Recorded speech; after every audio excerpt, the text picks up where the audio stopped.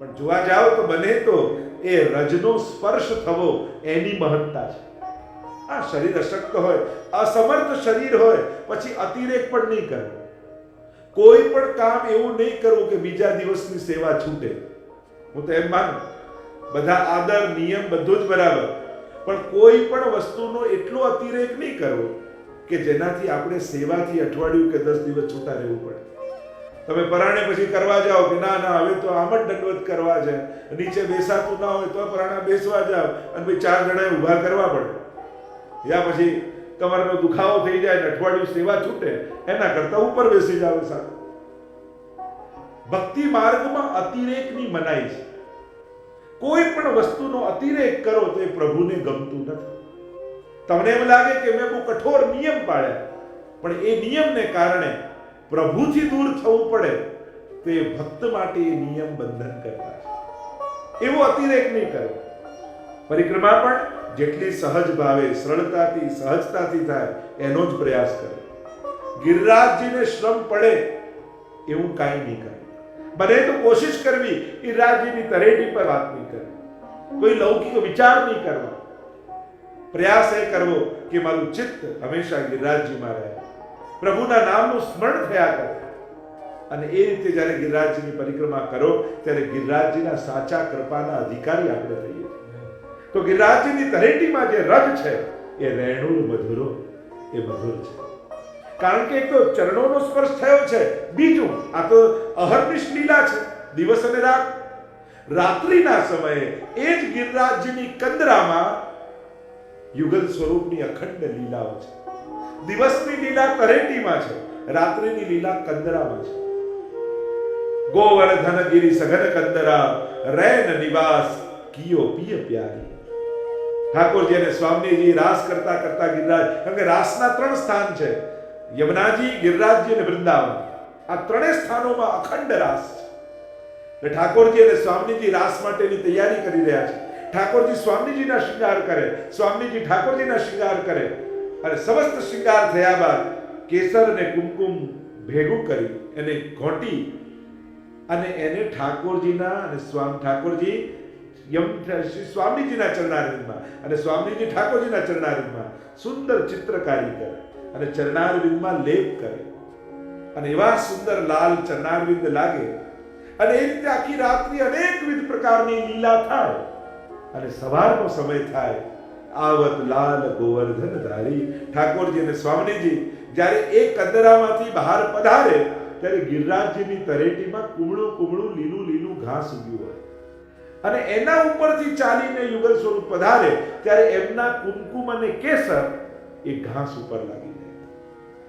અને ઉત્થાપનનો સમય થાય ત્યારે આ પુલિંદ જીવો, ભીલ કન્યાઓ જે ગિરિરાજજીની તરેટીમાં રહે છે, ઉત્થાપન ભોગ એમના ભાવથી આવે. એ લોકો બપોરના સમયે જ્યારે પ્રભુ પહોંચી ગયા હોય ત્યારે કંદમૂળ આદિ શોધવા નીકળે. શોધે, ફલ આદિ લાવે, સમારે, છાબમાં તૈયાર કરે, અને ઠાકોરજીને ઉત્થાપન સમય થાય ત્યારે છાબમાં એ ફલફૂલ ઠાકોરજીને ધરે. આજે પણ આપણા સેવાક્રમમાં એટલે ફલ આવે એ પુલિંદજીઓના ભાવથી. અને આ પુલિંદજીઓ જ્યારે કંદમૂળ શોધવા નીકળી હોય ગિરિરાજજીની તરેટીમાં ત્યારે લીલા લીલા ઘાસ ઉપર લાલ લાલ કુમકુમ અને કેસર દેખાય, અને એ કેસર ભેગું કરવા લાગે. અને ભેગું કરતા કરતા ભેગું થાય, કારણ કે આ સાધારણ નથી, આ રાસની પ્રસાદી છે. અને જે લીલાની પ્રસાદી વસ્તુ તમે ગ્રહણ કરો એ લીલાનો અનુભવ એનાથી થાય.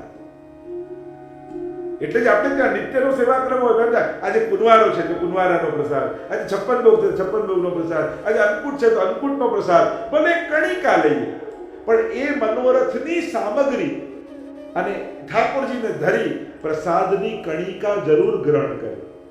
કારણ એ મનોરથના આવેશ સાથે ઠાકોરજી એ સામગ્રી આરોગ્યા છે, તો એ સમયનો જે આવેશ છે એની પ્રસાદી આ છે. અને એ પ્રસાદ જ્યારે તમે ગ્રહણ કરો છો ત્યારે એ લીલાનો રસાનુભવ તમને થાય છે. એવો ભાવ આપણે ત્યાં છે. એટલા માટે અહીંયા આ કુમકુમ અને કેસર જે રાસના પ્રસાદી છે, સ્વયં સ્વામીજીના પ્રસાદી છે, અને રાસમાં સર્વોચ્ચ આનંદ કોઈને થતો હોય તે સ્વામીજીને થાય છે, દાદાજીને થાય છે. અને આ પુલિંદજીઓ જ્યારે એ કુમકુમ અને કેસર પોતાના હૃદયમાં લગાડે છે તો રાસ સમયે જે સ્વામીજીને આનંદ અનુભવ થાય છે એ જ આનંદ આ પુલિંદજીઓને થઈ જાય છે. પૂર્ણા પુલિંદે ઉરુગાય પદાબ્જ રાગે, ત્યાં વેણુ ગીતમાં વર્ણન આવ્યું, એમને પૂર્ણ કયા પુલિંદજીઓને, આ ભીલ કન્યાઓ, તો કે પૂર્ણ તો સ્વામીજી છે, પછી આમને પૂર્ણ કેમ કયા? કહ્યું કે એમણે સ્વામીજી જેવો આનંદ માણ્યો છે. કારણ કે આ ગિરિરાજજીની તળેટીમાં રહેલી રેણુર મધર, એ માધુર્ય જે ઠાકોરજી અને સ્વામીજી આખી રાત્રિ પ્રગટાવ્યો હતો એ આ રજને સ્પર્શ થયો. વન દેવી પદ કુમ કુમ મુખ સુખ પરસે રંગ વિશેષ. વન દેવી પદ કુમ કુમ મુખ સુખ પરસે રંગ વિશેષ. જે કુમકુમ અને કેસર મળે તો પહેલું રેણુર મધુરો ક્યાં છે? તો કે યમુનાજીમાં. બીજું રેણુર મધુરા ક્યાં છે? તો કે ગિરિરાજજીની તળેટીમાં. એક છે તટ, બીજો છે તળેટી, અને ત્રીજી રેણુ ક્યાં છે? તો કહ્યું વૃંદાવન. જ્યાં ઠાકોરજી રાસાદિક લીલા કરે છે ત્યાં ઠાકોરજીના ચરણારવિંદની રેણુ બિરાજમાન છે. એટલા માટે વ્રજમાં મહત્તા રજની છે. એટલે જ આપણે ત્યાં કહેવાય કે વ્રજની રજનો સ્પર્શ જરૂર કરવો. વ્રજયાત્રામાં જ્યારે પણ જઈએ ત્યારે વ્રજયાત્રામાં પણ એવા નિયમ, ખરેખર તો એવા નિયમ ભૂમિ પર છે, પણ એ તો હવે સંભવ નથી હોતું. આપણે પાઠ કે કંઈક રાખતા હોય છે, પણ જેટલું ભૂમિ સાથે રખાય, રહેવાય, વ્રજયાત્રામાં એનું મહાત્મ્ય મનાય છે. વ્રજયાત્રામાં તમે જાઓ ને બહુ અળગા રોગના ગંદુ થઈ જશે, ગંદુ થઈ, તો યાત્રા ના થઈ શકે. તમે વ્રજવાસી બની જાઓ તો જ યાત્રાનો આનંદ આવે. પછી કપડાનું ભાન ન રહે ને, વાળનું ભાન ન રહે ને, ચહેરાનું ભાન ન રહે.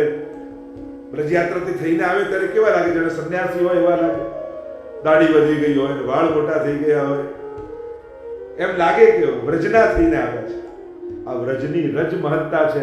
એટલે કહું રેણુર મધુર, એમ કહીને મહાપ્રભુજી ગાન કરતા કહે, રેણુર મધુરો રેણુર મધુર પાણી મધુર પાદો મધુરો નૃત્યમ મધુરમ સખ્યમ મધુરમ મધુરાધિપતે અખિલમ મધુરમ મધુરાધિપતે અખિલમ મધુરમ મધુરાધિપતે અખિલમ મધુરમ. એટલે રેણુ કેવું છે કે કયું મુક્તિ કહે ગોપાલ સો મેરી મુક્તિ બતાય, અને વ્રજરજ ઉડી મસ્તક લગે તો મુક્તિ મુક્ત થઈ જાય.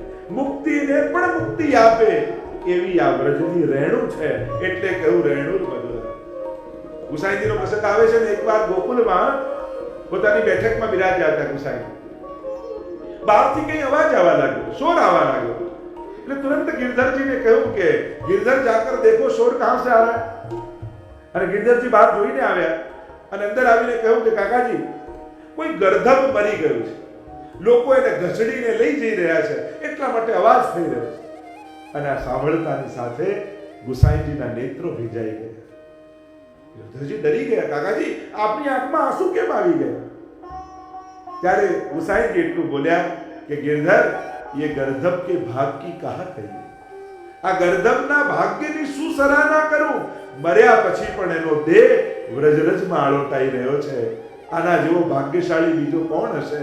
गिरधर मेरे साथ भी ऐसो ही करियो. કહ્યું કે મારી જોડે પણ આવું જ કર્યું. અને ઇતિહાસ એમ લખે છે કે સ્વયં ગુસાઈજી જ્યારે સદૈવ લીલામાં પધાર્યા, ગિરિરાજજીની ભીતર પધાર્યા, ત્યારે પોતાનો ઉપરનો ઝાડ ઉપર પધરાવતા ગયા, ડાળી પર. અને જ્યારે गिरधरજી પધાર્યા ત્યારે ઉપરનાને વ્રજરજમાં આળોટાવતા અને પછી એ ઉપરનાનો અગ્નિ સંસ્કાર કર્યો. આવી મહત્તા વ્રજ રજની મનાય છે. એવી કથા કહેતા વ્રજવાસીને મુખે સાંભળી છે કે એક કોઈ સંત બેઠા હતા અને કોઈ વ્રજવાસન જતી હતી માથે ભાથું લઈને ખેતરમાં, અને મુનિ જોઈ રહ્યા છે, જોયું કે એની ચપ્પલ ઘસાઈ ગઈ છે જોડા અને તૂટી ગઈ, એટલે જોડા કાઢીને એને રોટલી ઉપર માથે ભાથું ઉપર મૂકી દીધા. મુનિને ગમ્યું નહીં કે આ વ્રજવાસી રાધે રાધે બહુ કરે પણ આચાર વિચારનું ક્યાં નથી રાખતા.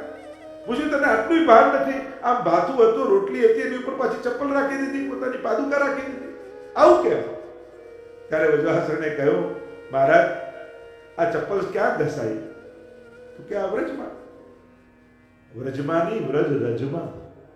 અને જે ચપ્પલ આટલા સમય સુધી વ્રજ રજને સ્પર્શતી હોય ને એ તો રોટલીને અડે તો મારી રોટલી પ્રસાદી થઈ જાય. આવું મહાત્મા રેણુર મધુર. આપણે ત્યાં તો રેણુનું મહાત્મ્ય કહ્યું છે. એટલે વ્રજમાં જ્યારે પણ જઈએ ત્યારે રજની મહત્તા હોય છે. યમુનાજીમાં પણ ચળકાટ થતો દેખાય તો એ કંકણના મોતી જેવા લાગે, મહાપ્રભુજીએ કહ્યું.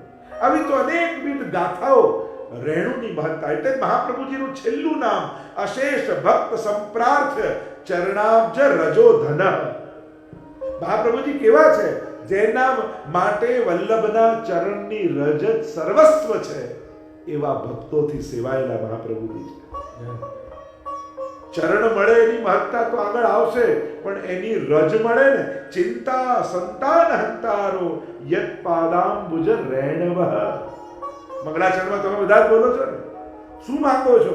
મહાપ્રભુજીના ચરણ નહીં, ચરણની રેણુ. અને એ રેણુનું મહાત્મ્ય, રજનું મહાત્મ્ય શું છે?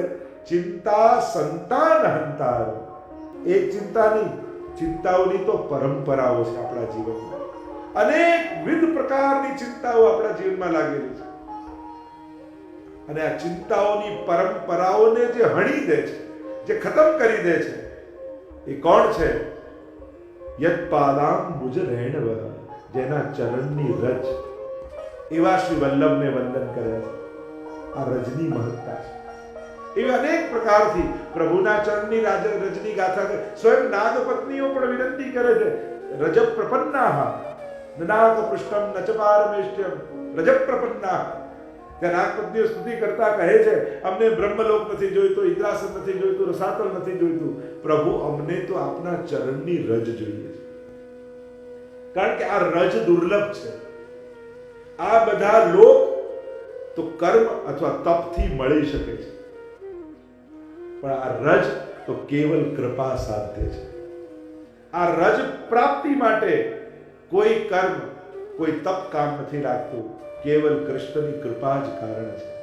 અને એ કૃપા જ્યારે કારણ થાય ને રજની પ્રાપ્તિ થાય, એટલે અમારા ભક્તો ગાતા કહે, રાધે તેરે ચરણોं की श्यामा तेरे चरणों की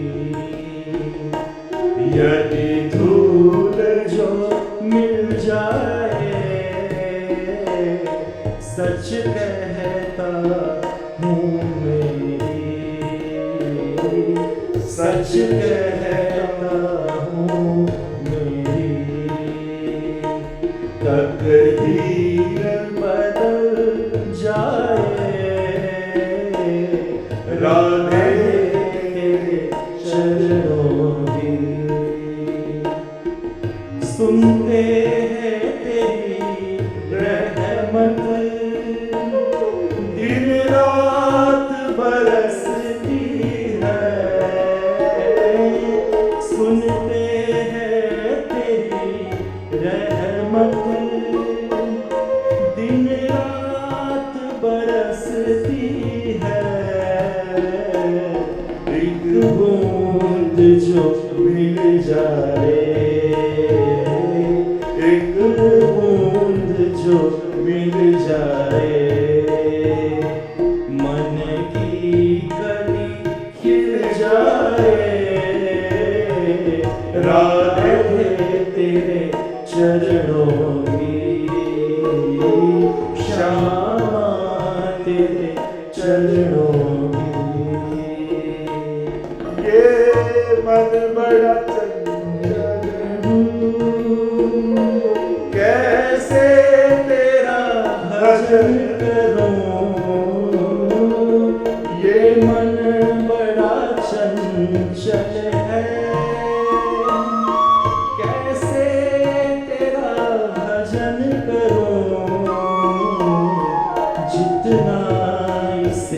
समझाऊं,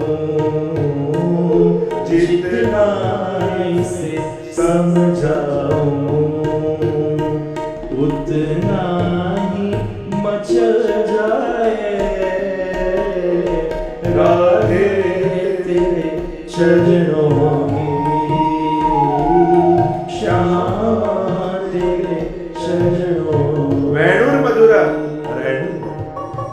વેણુ મધુર છે, રેણુ મધુર છે એમ કહેતા શ્રી મહાપ્રભુજી આગળ ગાન કરતા કહે વેણુર મધુરો રેણુર મધુર પાણી મધુર પાદો મધુર નૃત્યમ મધુરમ સખ્યમ મધુરમ મધુરાધિપતે અખિલમ મધુરમ મધુરાધિપતે અખિલમ મધુરમ મધુરાધિપતે અખિલમ મધુરમ। વેણુ મધુર છે, રેણુ મધુર છે, પાણી મધુર। પાણી એટલે જલ નહીં, હસ્ત। તમારી કંકોત્રીઓમાં નથી લખ્યું હતું પાણી ગ્રહણ સંસ્કાર? પાણી ગ્રહણ સંસ્કાર એટલે પાણી લઈ લો કે હવે નથી કરવું? પાણી એટલે હસ્ત, હાથ। પાણી મધુર, પ્રભુના હસ્ત મધુર છે। અને અખિલમ મધુરમ પરમાત્માના તો હસ્ત મધુર જ હોય। અને એ હસ્ત અનેક પ્રકારથી ગોપીજનો પ્રભુ પાસે યાચે છે કે ઘણી વાર એમ કહે કે પ્રભુ અમારા મસ્તક પર ગોપી ગીતમાં પણ ગોપીજનો કહે છે ને વીરચિતાભયમ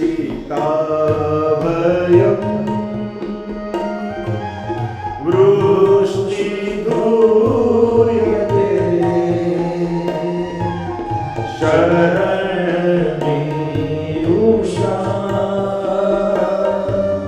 સંસ્કૃતે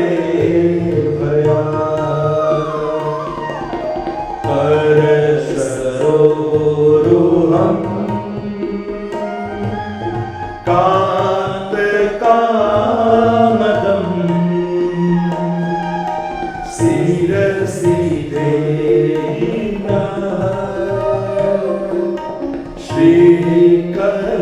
श्रीकरग्रहम्। पुकारिए मेरे साथ ओ श्रीनाथ जी दरेक को आवाज आवे आवजो तमे वाट जोई न રહ્યા ક્યારના અમે। गोपियां कहती है प्रभु विनिचिता भयम वृष्टि धूर्यते शरणम ईशाम संसुतेर भयात् करसरो